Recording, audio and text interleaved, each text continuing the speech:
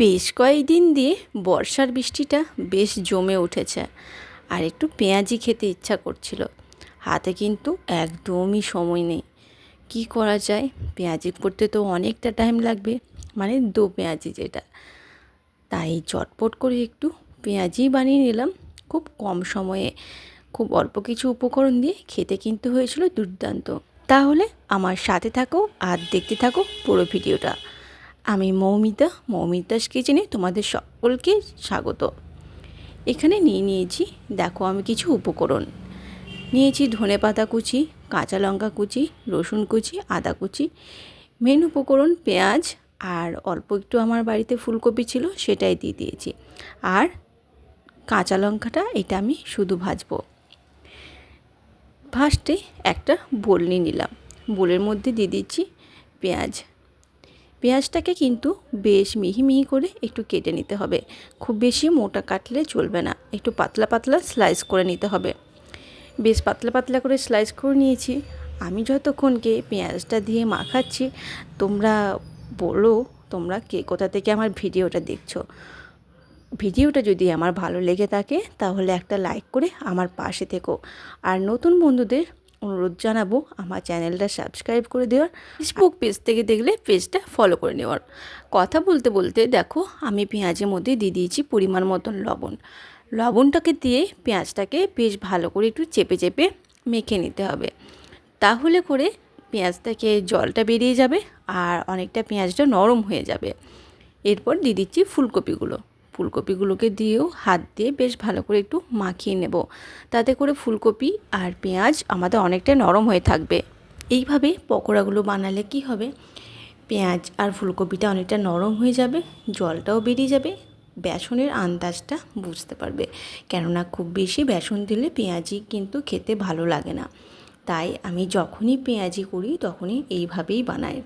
এরপর এটাকে চাপা দিয়ে কিছুক্ষণের জন্য রেস্টে রেখে দেবো, তাতে করে জলটা আরও অনেকটা বেশি বেরিয়ে যাবে। আর এক্সট্রা কোনো জলের ব্যবহার তো করব না, এই পেঁয়াজ থেকেই যতটা পরিমাণ জল বেরোবে ঠিক সেটা দিয়ে বেসনটা মাখাবো। দেখো আমাদের কিন্তু পেঁয়াজটা অনেকটাই নরম হয়ে গেছে।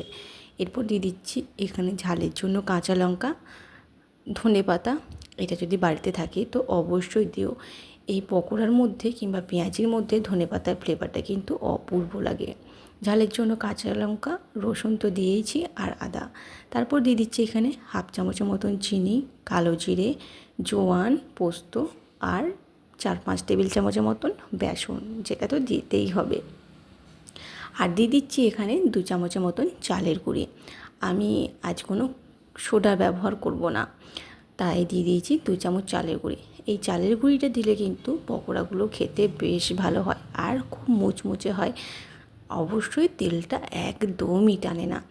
তাই আমি তো যখনই পকোড়া বানাই তখন তো খাবার সোডা একদমই দিই না, চেষ্টা করি চালের গুঁড়িটা দিয়েই বানানো।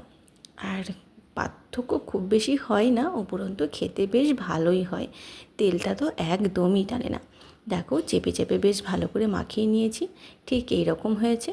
আমি কিন্তু খুব বেশি পরিমাণ বেসন দিইনি, সেটা তোমরা দেখে বুঝতেই পারছো। পেঁয়াজের পরিমাণটা একটু বেশি নিয়েছি।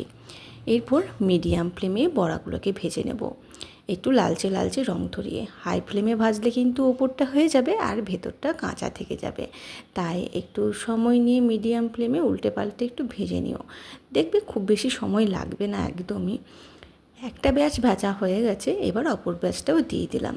চামচ দিয়ে এইভাবে হালকা হাতে উল্টে উল্টে একটু করে ভেজে নিয়েছি। খেতে কিন্তু দুর্দান্ত হয়েছিল।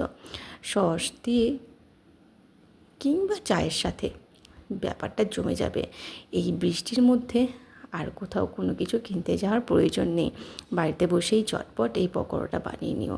তাহলে কেমন লাগলো আমার আজকের এই রেসিপিটা একটু কমেন্ট করে জানিও। আর দেখো তেল কিন্তু আমাদের একদমই টানেনি। রেডি হয়ে গেছে আমাদের আজকের এই শর্টকাট পেঁয়াজি। আমার ভিডিওটা কেমন লাগলো অবশ্যই কমেন্ট করে জানিও। আর আমার এতক্ষণ বক বক শোনার জন্য তোমাদেরকে অসংখ্য ধন্যবাদ। দেখা হবে পরের কোনো রেসিপিতে। আজ আসি, টাটা।